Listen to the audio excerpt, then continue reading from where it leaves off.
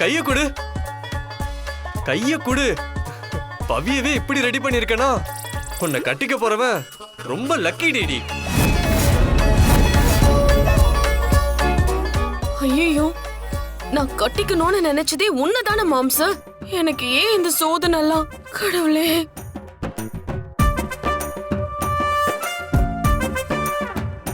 பவிமா, முதல்ல 2 பேரும் சம்மந்தி காலில் விழுந்து ஆசீர்வாதம் வாங்கிக்கங்கம்மா.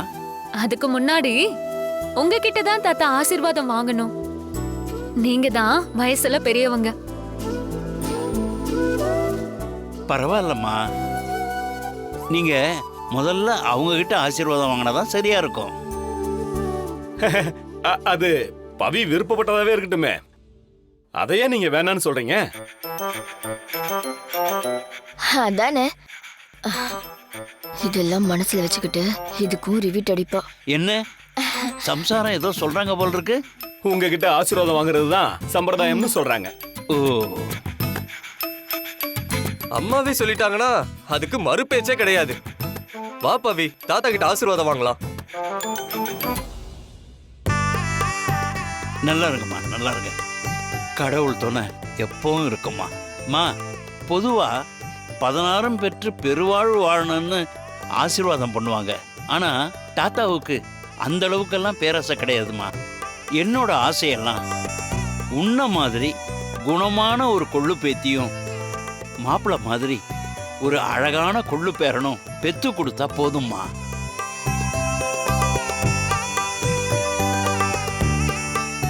ஓகே பவி, இப்ப அம்மா கிட்டயும் அப்பா கிட்டயும் ஆசீர்வாதம் வாங்கிக்கோங்க. என்ன விட்டா மொத்தமா அவ பக்கமே தாவிடுவ போல. வேற வழி இல்லடி, பவி கிட்ட தான் வீடியோ இருக்கே. நீ வீடியோக்காக மாறின மாதிரி இல்ல, மனசார தானே பவிக்கு சப்போர்ட் பண்ற. ம்ஹும். அது அப்படிலாம் இல்ல. நல்லா இருங்க, நல்லா இருங்க, நல்லா ஹாப்பியா இருங்க. என்ன அவ்வளவுதானா? டேய், வேற என்னடா வேணும்? பவியோட தாத்தா எவ்வளவு லென்த்தா பேசினாரு. அந்த மாதிரி சீக்கிரமே எங்களையும் தாத்தா பாட்டி ஆக்கணும், பேர பிள்ளைங்களை பெத்து கொடுக்கணும் அப்படின்னு ஒரு பில்டப்போட ஆசீர்வாதம் பண்ண வேணாமா? சேச்சா, அதெல்லாம் மனசுலயே இருக்கு. வழக்கமா சொல்றதையே சொல்லணுமான்னு நினைச்சோம். எங்களுக்கு மட்டும் தாத்தா பாட்டி ஆகணும்னு ஆசை இல்லையா என்ன? அப்போ அதுக்கு நீங்க எங்களை ஆசையா ஆசீர்வாதம் பண்ண வேண்டியதானே அத்தை? நீ கேட்டு பண்ணாம இருப்பமா பவி? நீங்க 2 பேரும் புருஷன் பொண்டாட்டியா சேர்ந்து சந்தோஷமா வாழ்ந்து 1 இல்ல 2 இல்ல 4-5 பேர பிள்ளைங்கள பெத்து கொடுக்கணும் பவி.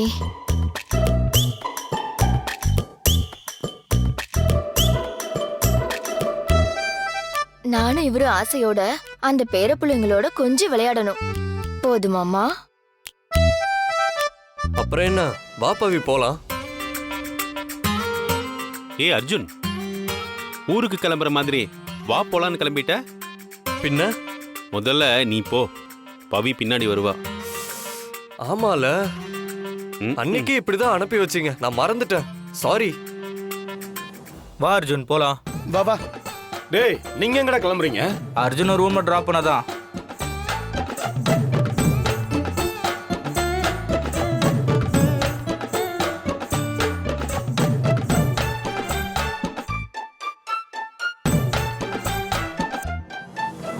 அம்மாடி, நீங்க போய் பால் ரெடி பண்ணி கொண்டு வாங்க.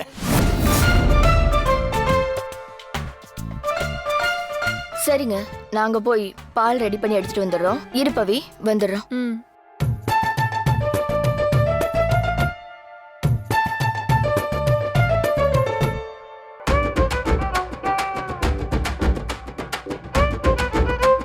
பாத்தீங்களா நீ? இந்த ஆளே எவ்வளவு தும்புற ஆர்டர் போடுறாருன்னு. பூவோட சேர்ந்து நாறு மணக்க தானே செய்யும். எல்லாம் நேரம்.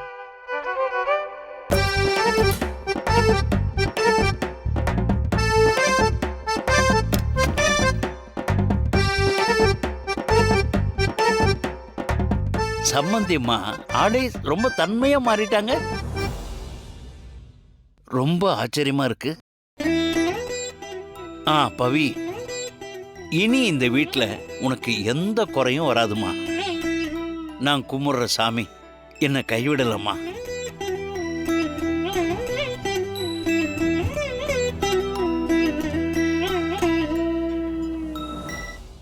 அம்மா, இங்க நடக்கிறதெல்லாம் பார்த்தா எனக்கு சூசைட் பண்ணி செத்துறலாம் போல இருக்குமா. இவ ஒருத்தி எப்ப பாரு இதையே சொல்லிக்கிட்டு. பின்ன என்ன அத்தை, நான் இருக்க வேண்டிய இடத்துல அவ இருக்கா. போதா குறைக்கு இவளுக்கு நம்ம பணிவிட வேற பண்ணிக்கிட்டு இருக்கோம். நினைச்சு பார்த்தாலே அவமானமா இருக்கு.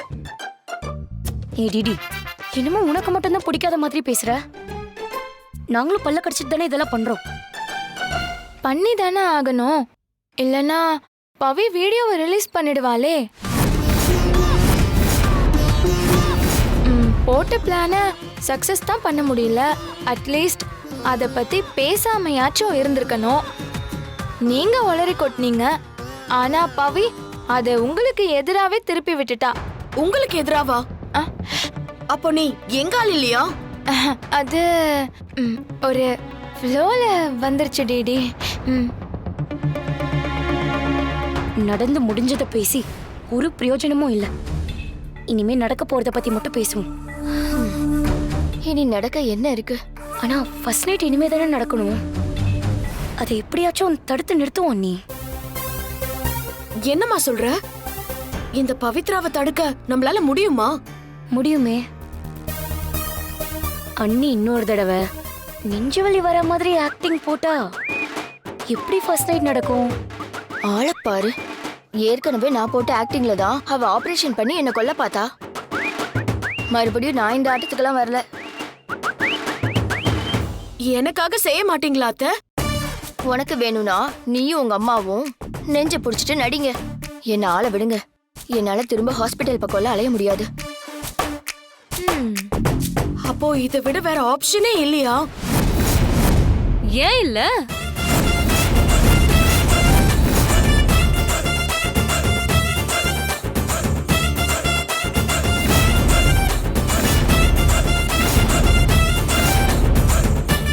அதான் வழக்கமா ஆதி காலத்து ஐடியா ஒண்ணு வச்சிருப்பீங்களே, அத பண்ண வேண்டியது தானே? அது என்ன ஐடியா பவி? அதான் பால்ல பேதி மாத்திரை கலக்கிறது. பாலும் ரெடி, மாத்திரையும் கைவசமா கண்டிப்பா வச்சிருப்பீங்க. அப்புறம் என்ன, கலந்துர வேண்டியது தானே? எங்க ஃபர்ஸ்ட் நைட்டை நிறுத்த நீங்க இந்த மாதிரி தில்லுமுள்ளு வேலை எல்லாம் பண்ணுவீங்கன்னு எனக்கு நல்லாவே தெரியும்.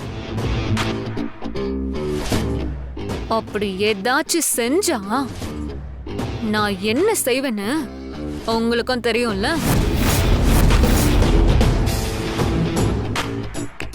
இந்த நெஞ்சு புடிச்சிட்டு நடிக்கிறது, பால்ல மாத்திரை போட நினைக்கிறது, இதெல்லாம் அடியோட மறந்துருங்க. அதுதான் உங்களுக்கும் நல்லது. புரியுதா? சரி சரி, பாலை காய வச்சது போதும். அதை எடுத்து சொம்புல ஊத்துங்க. அப்புறம் பால் கோவாவா ஆயிடும்.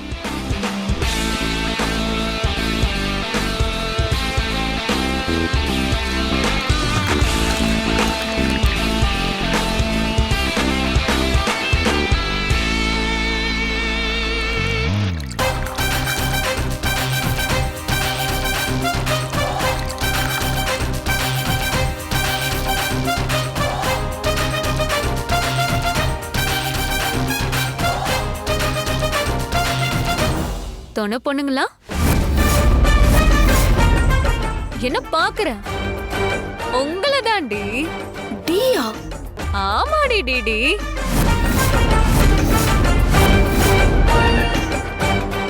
மாம்ஸ் எனக்காக ஃபர்ஸ்ட் நைட் ரூம்ல ரொம்ப நேரமா வெயிட் பண்ணிட்டு இருக்கோம். 2 பேரும் வந்து அழகா கூட்டிட்டு போய் ரூம்ல விட்டுருங்க. வாங்க. ஓகே பவி, போலாம். பாரு அர்ச்சனா எப்படி ஸ்போர்ட்டிவா இருக்கான்னு, அவளை பார்த்து கத்துக்கோடிடி. போலாமா?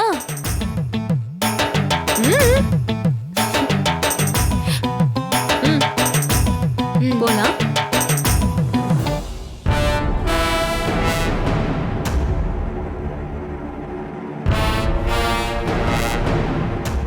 ஆனா மச்சான், உலகத்திலேயே உனக்கு நடக்கிற மாதிரி வேற யாருக்குமே நடக்காதுடா. டேய் என்னடா சொல்ற? ஆமா, அவன் அவனுக்கு ஃபர்ஸ்ட் நைட்டுன்றது ஒரு தடவை தான் நடக்கும். ஆனா உனக்கு பாரு, ஃபர்ஸ்ட் நைட்டே செகண்ட் டைம் ரிப்பீட் ஆகுது. கொடுத்து வச்சவன்டா நீ. ஆமா அர்ஜுன், உனக்கு குழந்தை பிறந்தா அந்த குழந்தைக்கு நான் யாரு? வீணா போன மாமன். டேய், அப்படின்னா அர்ஜுன், உன் புள்ள எனக்கு மாப்பிள்ள. சீக்கிரமே மாப்பிள்ளை பெத்து கொடுத்து என்ன மாமா ஆக்கிடுறா, அது போதும். ஆக மொத்தத்துல நீ டைரக்டர் மட்டும் ஆக மாட்டடா, அதானே? சரி சரி, 2 பேரும் மொக்க போட்டது போதும். பவி வர நேரமாச்சு, 2 பேரும் கிளம்புங்க. பாரேன், பொண்டாட்டி வரான்னு ஃப்ரெண்ட்ஸே கழட்டி விடுற. It's very wrong bro.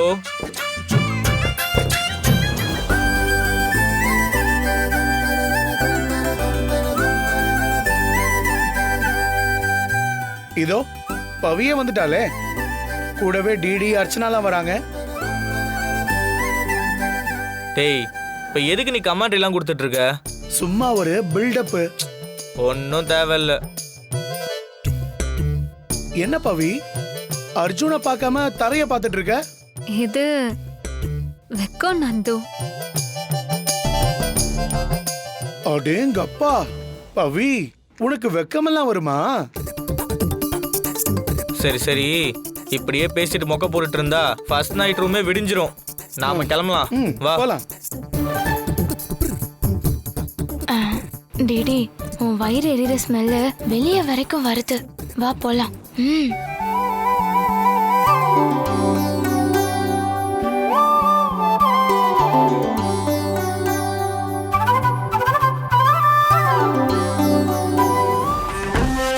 பாலக்காட்டு ராஜாவுக்கு ஒரு அப்பாவி ராணி, அவ சேல கட்ட பார்த்தா போதும் அம்மாமி பாணி. யாரம்மா அது, யாரம்மா யாரம்மா அது, யாரம்மா?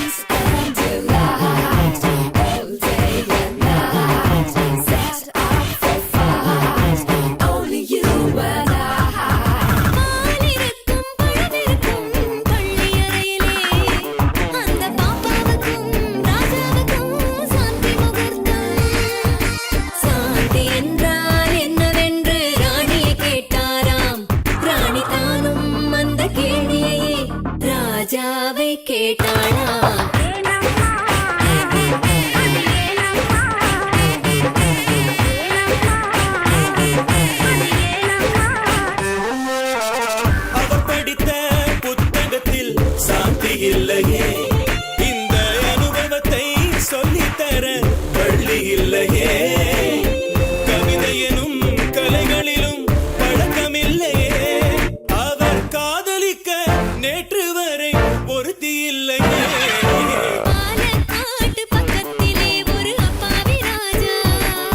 அவ சேல கட்ட பார்த்தா போதும் அம்மாமி பாணி.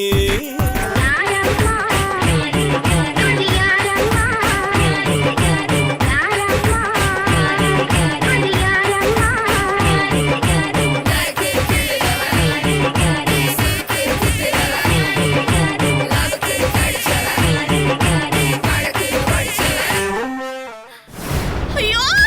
ஏய் டிடி, எதுக்கு இப்ப ஷாக் அடிச்ச மாதிரி கத்துற? அவங்க 2 பேரும் என்ன பண்ணிட்டு இருப்பாங்க நினைச்சு பார்த்தேன், அதான் கத்துனேன். அதையும் டிடி நீ நினைச்சிட்டு இருக்க? அவ மட்டுமா? நாங்களும் அதையே தான் நினைச்சு பார்த்து டென்ஷன் ஆகிட்டு இருக்கோம். புரியல, நாங்களும்னா? அவ என்னையும் சேர்த்து தான் சொல்றா. ஓ, அப்ப எல்லாரும் ஒரே திங்கிங்ல தான் இருந்தீங்களா? ஆமா, 3 பேருக்கும் ஒரே சாங்கா இல்ல வேற வேற சாங்கா? வெறும் பேத்தாதீங்கப்பா, நான் ஏற்கனவே சம கடுப்புல இருக்கேன். இந்த பாருங்க, இதெல்லாம் விட்டு தள்ளுங்க. அவங்களுக்கு கல்யாணமே நடக்கக்கூடாதுன்னு நினைச்சோம். ஆனா நடந்துருச்சு. அப்படியே நடந்தாலும் 2 பேரும் ஒண்ணு சேரக்கூடாதுன்னு நினைச்சோம். அதுவும் இப்ப நடந்துருச்சு. இத பாருங்க, கூடிய சீக்கிரமே அவங்க ஒரு குழந்தையும் பெத்து இந்த வீட்டோட முதல் வாரிசையும் கொடுத்துருவாங்க. இனிமே நம்மளால ஒன்னும் பண்ண முடியாது.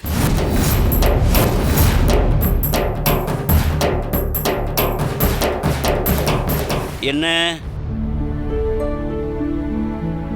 எல்லாரும் அர்ஜுனுக்கும் என் பேத்திக்கும் நடக்கிற முதல் இரவு நினைச்சு சந்தோஷமா பேசிக்கிட்டு இருக்கீங்க போல.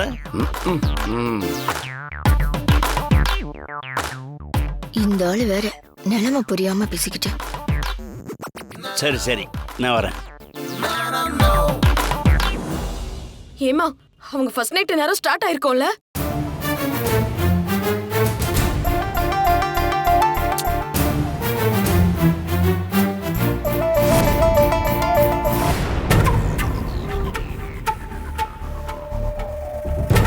என்ன பவி சொல்ற? ஆமா அர்ஜுன், இப்பதான் எனக்கே தெரிஞ்சது. என்ன பவி இப்படி சொல்ற? இதெல்லாம் முன்னாடியே சொல்ல மாட்டியா? எனக்கே இப்பதான் தெரிஞ்சதுன்னு சொல்றேன். அப்புறம் எப்படி முன்னாடியே சொல்ல முடியும்? அது எப்படி? கொஞ்ச நேரத்துக்கு முன்னாடி வரைக்கும் எல்லார்கிட்டயும் ஃபர்ஸ்ட் டைம் நடக்க போற விஷயத்தை பத்தி சந்தோஷமா தானே பேசிக்கிட்டு இருந்த. வேற வழி இல்ல அர்ஜுன், அதான் அப்படி பேசினேன். இத முன்னாடியே சொல்லியிருந்தா எல்லாரும் அப்செட் ஆயிருப்பாங்கல்ல. போ பவி, நான் எவ்வளவு அப்செட்டா இருக்கேன் தெரியுமா? இதெல்லாம் இயற்கை அர்ஜுன், நம்ம கையில எதுவும் இல்ல. நீ சும்மா காரணம் மட்டும் சொல்லாத. ஏற்கனவே நம்ம ஃபர்ஸ்ட் நைட் தள்ளி போயிருச்சு, அதுக்கு ஒரு காரணமாவது இருந்துச்சு. இதெல்லாம் ரொம்ப சில்லியா இருக்கு பவி. என்னது சில்லியா? என்ன பேசிட்டு இருக்க?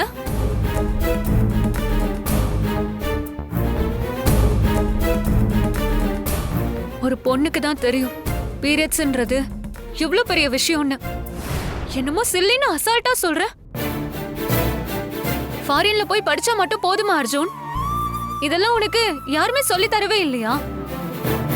எப்படி உன்னால இவ்ளோ பொறுப்பு இல்லாம பேச முடியுது? இல்ல பவி, நான் என்ன சொல்ல வந்தேன்னா... போ அர்ஜுன், நான் உன்னை என்னமோ நினைச்சேன். ஆனா உன்கிட்ட இருந்து இப்படி ஒரு வார்த்தை வரும்னு நான் எதிர்பார்க்கவே இல்லை. இதனால நம்ம ஃபர்ஸ்ட் நைட் தள்ளி போகுதுங்கிறது எனக்கும் கஷ்டம்தான். ஆனா வேற வழி இல்ல, இதை அக்செப்ட் பண்ணி தான் ஆகணும். உன்கிட்ட சொன்னா இதை நீ புரிஞ்சுப்பன்னு நினைச்சேன். ஆனா நீ இப்படி பேசுவேன்னு நான் எதிர்பார்க்கவே இல்லை. இப்ப உன்னை விட நான் தான் அதிகமா அப்செட் ஆயிட்டேன். சரி சரி, கோவப்படாத. நான் ஏதோ ஒரு எமோஷன்ல அப்படி பேசிட்டேன். சாரி பவி. ச்சே, இந்த டெக்கரேஷன், உங்க தாத்தாவோட ஆசீர்வாதம், நம்ம ஃபேமிலியில உள்ள எல்லாரும் ரொம்ப சந்தோஷப்பட்டது, அது எல்லாத்தையும் பார்த்து நமக்கு ஃபர்ஸ்ட் டைம் நடக்க போகுதுன்னு ரொம்ப ஓவரா எக்ஸைட் ஆயிட்டேன். நீ திடீர்னு இன்னைக்கும் அது கிடையாதுன்னு சொன்னதும் எமோஷன்ல கொஞ்சம் புரியாம பேசிட்டேன். ஐ எம் வெரி சாரி, என்னை மன்னிச்சிரு.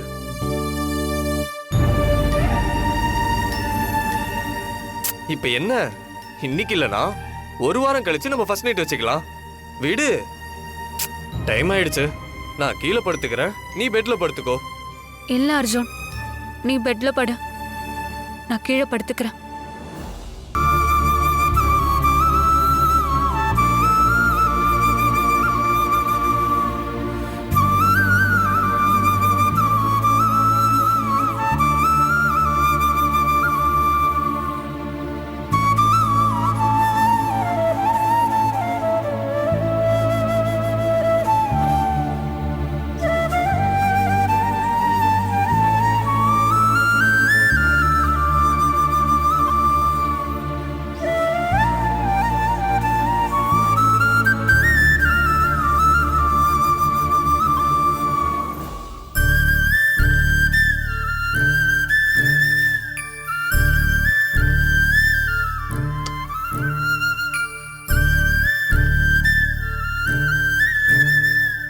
சாரி அர்ஜுன், உன்கிட்ட போய் சொல்லி நம்ம ஃபர்ஸ்ட் நைட்டை நான் தள்ளி போட்டுட்டேன்.